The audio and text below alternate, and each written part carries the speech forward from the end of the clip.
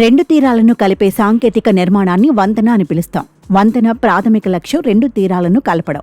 ఆ కలిపే క్రమంలో వాటి నిర్మాణపు తీరులో ఎన్నెన్నో గమ్మత్తులు ప్రపంచవ్యాప్తంగా కనిపిస్తాయి. వీటన్నిటిలో అతి అరుదైన నిర్మాణం ఈ గాజు వంతెన. పైగా ఇది ప్రపంచంలోనే అతి ప్రమాదకర వంతెన.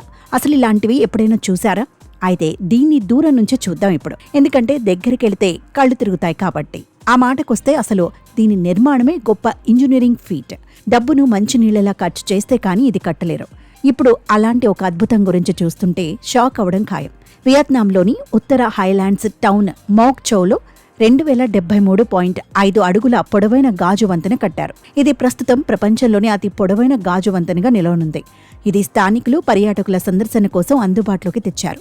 బాచ్ లాంగ్ పేరుతో ఉన్న వంతెన వియత్నాంలో జాతీయ సెలవు దినం అయిన ఏప్రిల్ 30న పునరేకీకరణ దినోత్సవం నాడు ప్రజల కోసం తెరిచారు.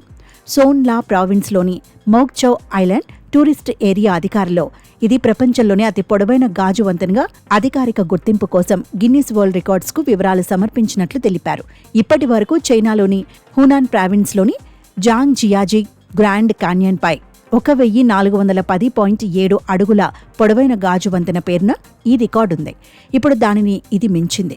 ఇంత సున్నితమైన ఈ వంతెన ఆయా దేశాల జాతీయ ఔన్నత్యానికి ప్రతీకలుగా నిలుస్తున్నాయి. ఒక రకంగా చెప్పాలి అంటే ఇలాంటి ఈ వంతెనలపై ప్రయాణం ఒక సాహసం అనిపిస్తుంది.